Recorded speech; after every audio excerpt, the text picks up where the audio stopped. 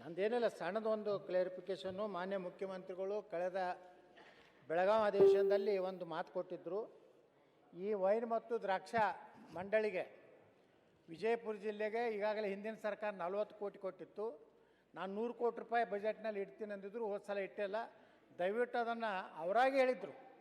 ಅವರಾಗೆ ತಾವು ಎತ್ನಾಡ್ರೆ 100 ಕೋಟಿ ರೂಪಾಯಿ ಕೊಡ್ತೀನಿ ಅಂದಿದ್ರು. ಅದಕ್ಕೆ ಮಾನ್ಯ ಮುಖ್ಯಮಂತ್ರಿಗಳಲ್ಲಿ ನಾವು ವಿನಂತಿ ಮಾಡ್ಕೋತೀನಿ, ಆ 100 ಕೋಟಿ ರೂಪಾಯಿ ಬಿಜಾಪುರದ ವೈನ್ ಮತ್ತು ದ್ರಾಕ್ಷಾ ಮಂಡಳಿಗೆ ಹಣ ಬಿಡುಗಡೆ ಮಾಡಬೇಕಂತ ಕೇಳ್ಕೊತೀನಿ. ಅಧ್ಯಕ್ಷರೇ, ಸನ್ಮಾನ್ಯ ಉತ್ತರ ಕರ್ನಾಟಕನ ನಾವು ನೆಗ್ಲೆಕ್ಟ್ ಮಾಡಿದ್ದೀವಿ ಅಂತಕ್ಕಂಥದ್ದು, ನಮ್ಮ ಕಾಲದಲ್ಲಿ ನೆಗ್ಲೆಕ್ಟ್ ಮಾಡಿದ್ದೀವಿ ಅಂತಕ್ಕಂಥದ್ದು ಸತ್ಯಕ್ಕೆ ದೂರವಾದಂಥ ವಿಚಾರ. ನಾವು ಉತ್ತರ ಕರ್ನಾಟಕನೂ ನಮ್ಗೊಂದೇನೆ, ದಕ್ಷಿಣ ಕರ್ನಾಟಕನೂ ಒಂದೇನೆ. ಒಟ್ಟಾರೆಯಾಗಿ ನಮ್ಮ ಉದ್ದೇಶ ಎಲ್ಲ ಜನರು ಕೂಡ, ಕರ್ನಾಟಕದಲ್ಲಿ ಇರ್ತಕ್ಕಂಥ ಎಲ್ಲ ಜನರು ಕೂಡ ಅವರ ತಲಾ ಆದಾಯ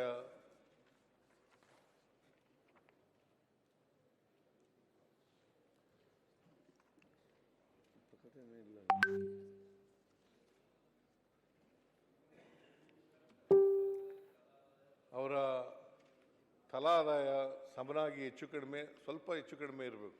ಭಾಳ ಈಗ 7 ಲಕ್ಷ ಚಿಲ್ಲರೆ ಇದೆ ಬೆಂಗಳೂರು ನಗರದಲ್ಲಿ, ಇಲ್ಲಿ 1 ಲಕ್ಷಕ್ಕಿಂತ ಕಡಿಮೆ ಇದೆ. ಆ ಥರ ಇರಬಾರ್ದು ಅನ್ನೋದು ನಮ್ಮ ಉದ್ದೇಶ.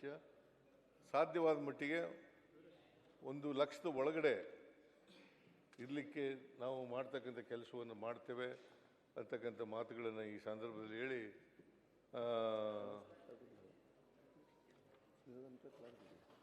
ಈ ಉತ್ತರ ಕರ್ನಾಟಕ ಅಭಿವೃದ್ಧಿ ಮಾಡಲಿಕ್ಕೆ ಏನೇನು ಮಾಡಬೇಕು ಎಲ್ಲನೂ ಕೂಡ ಪ್ರೊಫೆಸರ್ ಗೋವಿಂದರಾವ್ ವರದಿ ಬಂದ ಮೇಲೆ ಅದನ್ನು ಸರಿ ಮಾಡ್ತಕ್ಕಂಥ ಕೆಲಸವನ್ನು ಮಾಡ್ತೇವೆ. ನಾವು ಇಲ್ಲಿವರೆಗೂ ಮಾಡಿದ್ದೇವೆ, ಇನ್ನು ಮುಂದೇನೂ ಕೂಡ ಮಾಡ್ತೇವೆ, ಇನ್ನೂ ಹೆಚ್ಚು ಮಾಡ್ತೀವಿ. ಇದನ್ನು ಹೇಳಿ, ನಾವು ಉತ್ತರ ಕರ್ನಾಟಕದ ಬಗ್ಗೆ ತಾವು ಸಮಯ ಕೊಟ್ಟಿದ್ದೀರಿ, ಎಲ್ರಿಗೂ ಕೂಡ ಮಾತಾಡಲಿಕ್ಕೆ ಅವಕಾಶ ಕೊಟ್ಟಿದ್ದೀರಿ. ನಿಮಗೆ ವಂದಿಸಿ ನನ್ನ ಮಾತುಗಳನ್ನು ಮುಗಿಸ್ತೇನೆ.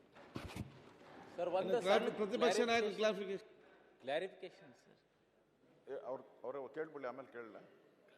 ಯತ್ನಾಳ್ ಅವರು ಕೇಳ್ತಾರ. ನಂದೇನಿಲ್ಲ, ಸಣ್ಣದೊಂದು ಕ್ಲಾರಿಫಿಕೇಷನ್ನು. ಮಾನ್ಯ ಮುಖ್ಯಮಂತ್ರಿಗಳು ಕಳೆದ ಬೆಳಗಾವಿ ಅಧಿವೇಶನದಲ್ಲಿ ಒಂದು ಮಾತು ಕೊಟ್ಟಿದ್ದರು. ಈ ವೈನ್ ಮತ್ತು ದ್ರಾಕ್ಷಾ ಮಂಡಳಿಗೆ ವಿಜಯಪುರ ಜಿಲ್ಲೆಗೆ ಈಗಾಗಲೇ ಹಿಂದಿನ ಸರ್ಕಾರ 40 ಕೋಟಿ ಕೊಟ್ಟಿತ್ತು.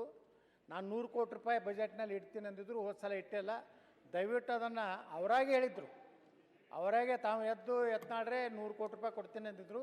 ಅದಕ್ಕೆ ಮಾನ್ಯ ಮುಖ್ಯಮಂತ್ರಿಗಳಲ್ಲಿ ನಾವು ವಿನಂತಿ ಮಾಡ್ಕೋತೀನಿ, ಆ 100 ಕೋಟಿ ರೂಪಾಯಿ ಬಿಜಾಪುರದ ವೈನ್ ಮತ್ತು ದ್ರಾಕ್ಷಾ ಮಂಡಳಿಗೆ ಹಣ ಬಿಡುಗಡೆ ಮಾಡಬೇಕಂತ ಕೇಳ್ಕೊತೀನಿ.